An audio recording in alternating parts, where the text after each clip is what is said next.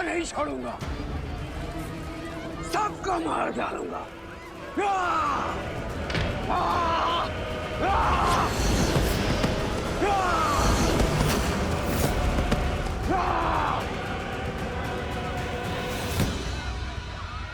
लवणासुर, हर अमावस्या को हमने एक नरबलि देने का वचन दिया था और उसे निभाया भी।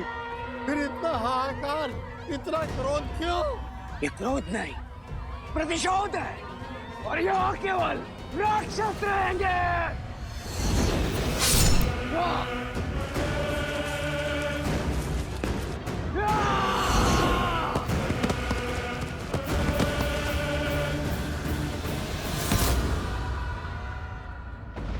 बहुत बड़ा विघ्न आ पड़ा है श्री राम। इस क्षेत्र को लवणासुर के प्रकोप से बचाइए। ये समस्त विश्व आपका राज्य है आर्य, आपकी प्रजा है आर्य, सहायता कीजिए।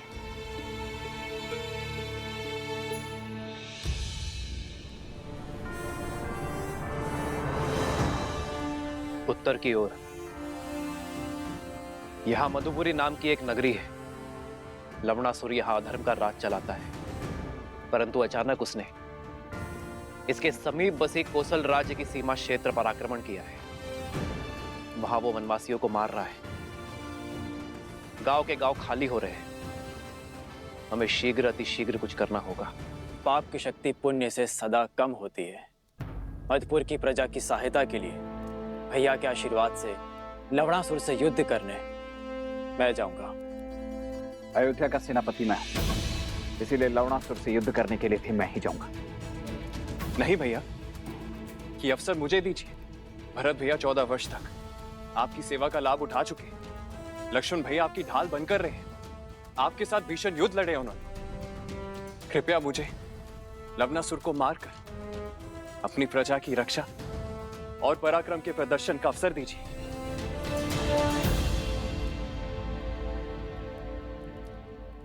ठीक है शत्रुघ्न,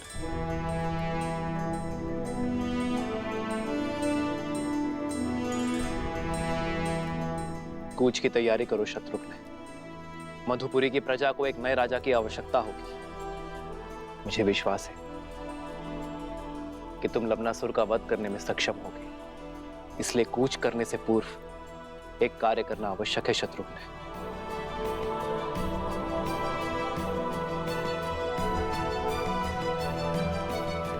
तुम्हें कुटिया में ही विश्राम करना चाहिए। ऐसी अवस्था में तुम्हारा बाहर आना उचित नहीं है। कैसे रुकती गुरु माता? केवल अपने बारे में ही नहीं, समाज और संसार के बारे में भी तो सोचना है। भगवान वाल्मीकि के आदेश अनुसार भारद्वाज ऋषि यज्ञ आरंभ करेंगे लवणासुर की शक्तियों को कम करने। हाँ गुरु माता, तपस्वियों का कर्तव्य है यज्ञ और प्रार्थना करना।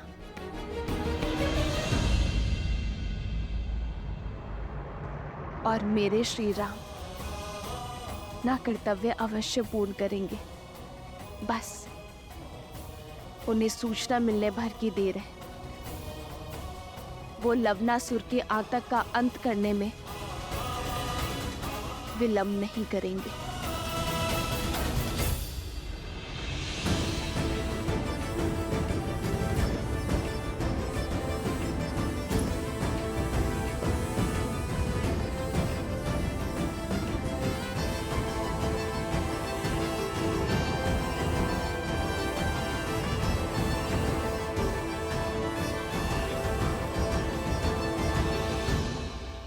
आज से शत्रुघ्न मधु राज्य का राजा है।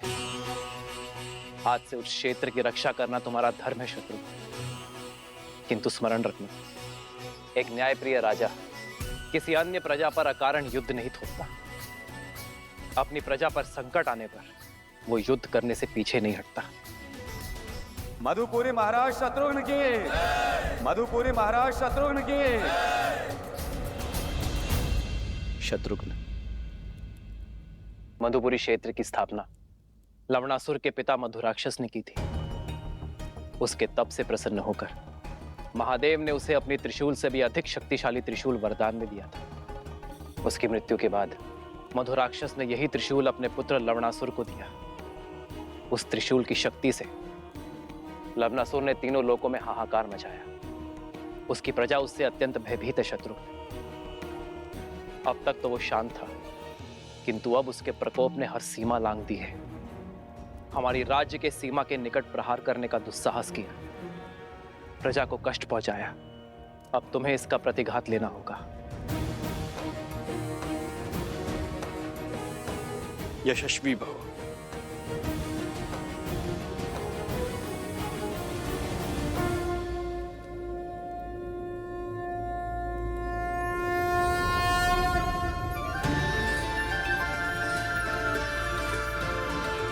यह अस्त्र मुझे ऋषि अगस्त्य ने दिया था। नारायण ने मधु कैटभ का वध इसी अस्त्र से किया था, और आज ये अस्त्र मैं तुम्हें सौंप रहा हूं शत्रुघ्न। तुम इसी अस्त्र से लवणासुर का वध करोगे। मैंने इस अस्त्र का प्रयोग रावण के वध के लिए भी नहीं किया था। कदाचित नियति ने इस अस्त्र पर लवणासुर का ही नाम लिखा है, और आज ये अस्त्र अपना कर्तव्य निभाने के लिए सज्ज है।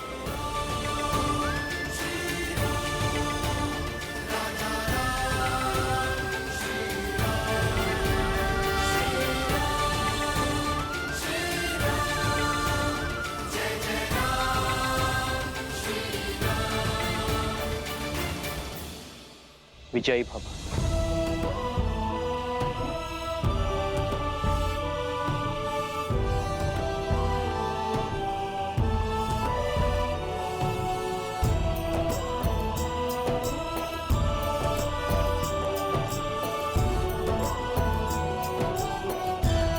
मधुपुरी के समीप ही मिथिला की एक छोटी सी सीमा है। यदि इस युद्ध में कोई भी आवश्यकता पड़े तो पिताश्री से सहायता लेने में चूकिएगा मत। महादेव आपको विजय दे।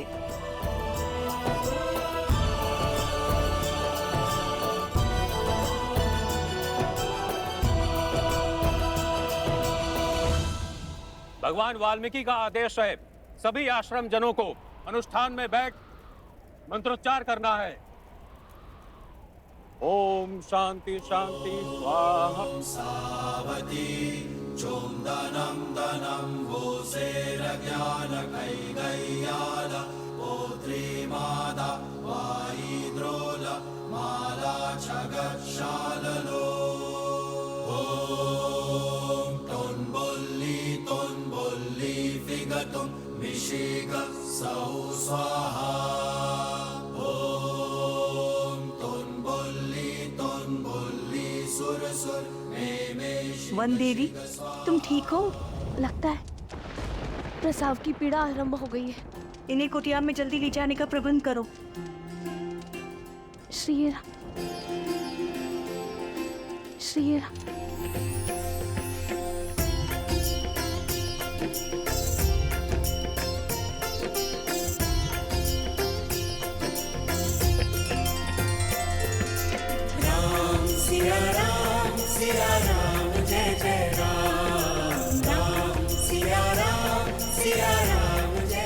ये कैसा संकेत है?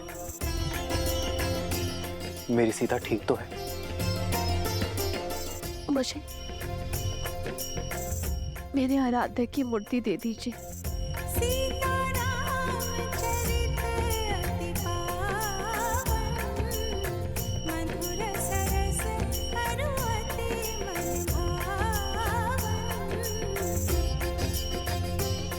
मेरे पूर्वजों, मेरी सीता की रक्षा करना। तुम्हें कुछ नहीं होगा सीता। श्री राम, श्री राम।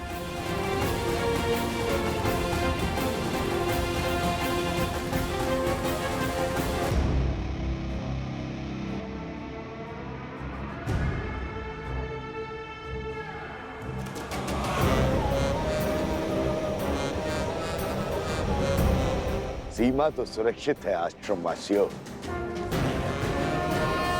हम सीमा पार करके अंदर नहीं आ सकते, लेकिन तुम लोगों को बाहर तो ला सकते हैं।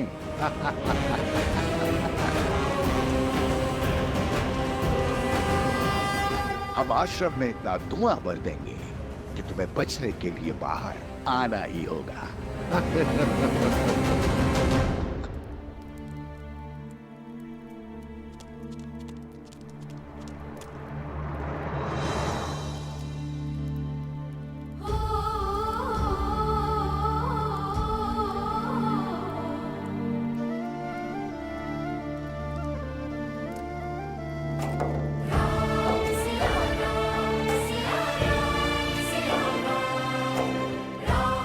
सीते,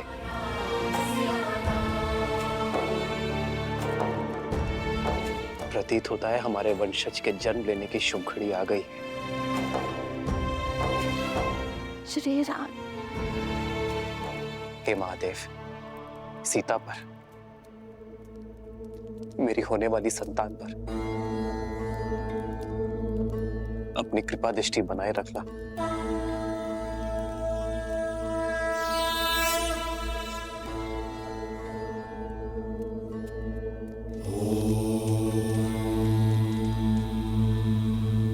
चिंता का कारण दिखाई दे रहा है ऋषिवर। वन देवी की प्रसूति में बाधा आ रही है। किसी वैद्य को बुलाना होगा। गर्भ में 2 संतान हैं। यदि समय पे प्रसूति नहीं हुई तो वन देवी पे संकट आ सकता है। देखिए, स्थिति विकट है। इस समय आश्रम से बाहर जाना असंभव है। किसी भी अवस्था में अनुष्ठान रुकना नहीं चाहिए। ओम नमः शिवाय। ओम शांति।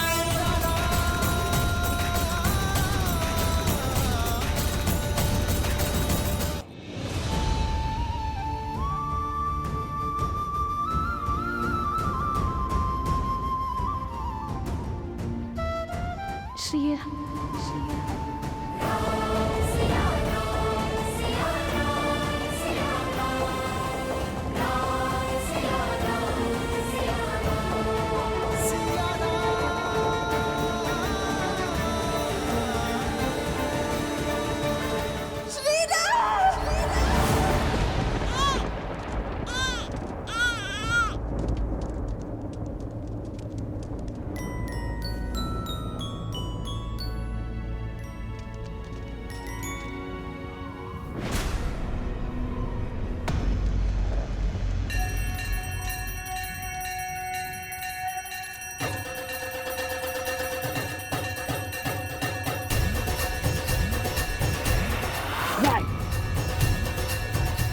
ऐसा नहीं हो सकता।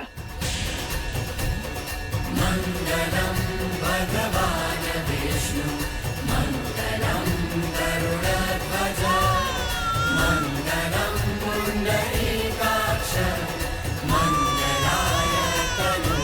बधाई हो वनदेवी, पुत्र जन्मे हैं। 2 सुंदर पुत्रों की माता बनी है तुम।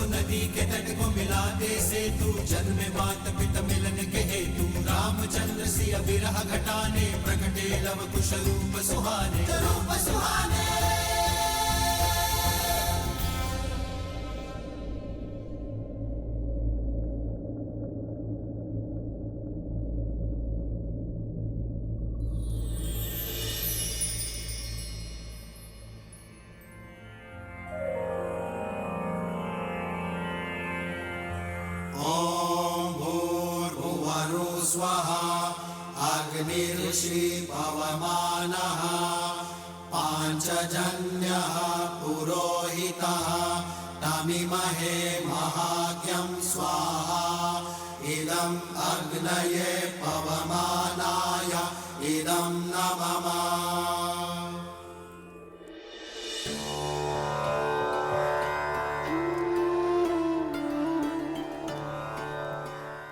ये मेरे संतानों का सौभाग्य है कि इन्हें यहाँ आपके आश्रम में ज्ञान और सदाचार के इस भूमि में इन्हें जन्म लेने का अवसर मिला। छत्र छाया का आशीष तो आपने दे दिया, अब इनका नामकरण भी कर दीजिए।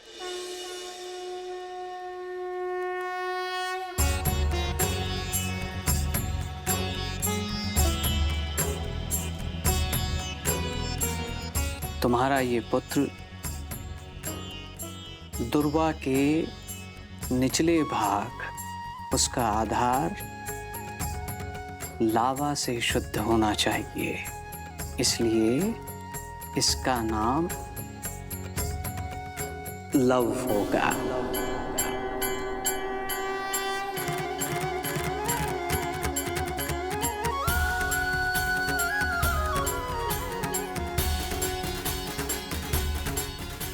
और ये दुर्वा के ऊपरी भाग कुश और मंत्रों के जाप से शुद्धि पाएगा, इसलिए ये कुश कहलाएगा।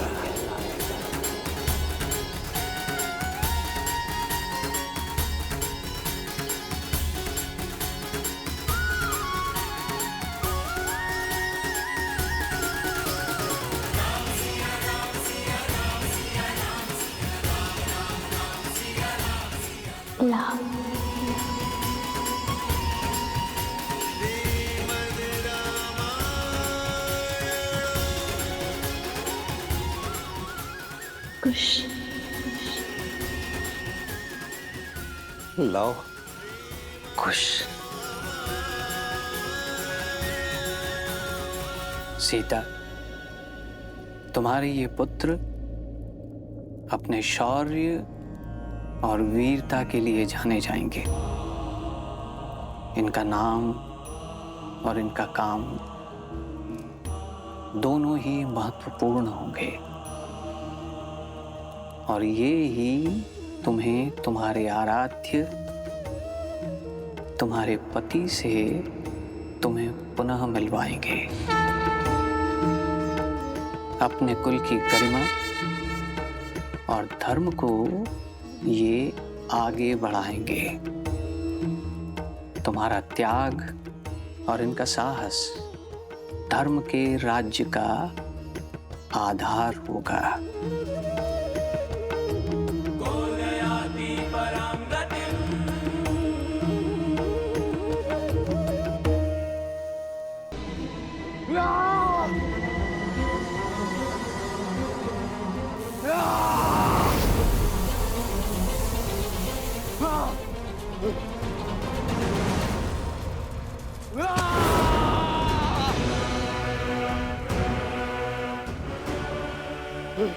शांत हो जाओ लवनासुर, शांत हो जाओ। कैसे कैसे शांत रहूं? मेरे बल पे निर्बलता का कलंक लग रहा है। जो लवनासुर बड़ी बड़ी सेनाओं को पराजित करता था, आज स्वयं पराजित हुआ है।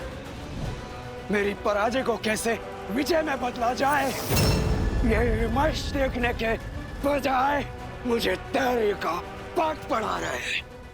हाँ। क्रोध बुद्धि के साथ साथ अस्तित्व को भी खा जाता है, लक्ष्य से भटका देता है। अपनी पराजय को विजय की पहली सीढ़ी बनाओ। ज्ञात था मुझे कि तुम पराजित होंगे, किंतु ये नहीं पता था कि सीता अपने संतानों पर मंडराता हुआ संकट देखते हुए भी आश्रम की सीमा नहीं लांघेगी। किंतु निराश होने की कोई आवश्यकता नहीं है। योजना तो परिस्थिति के साथ बदल जाती है, स्थिर रहता है तो केवल लक्ष्य।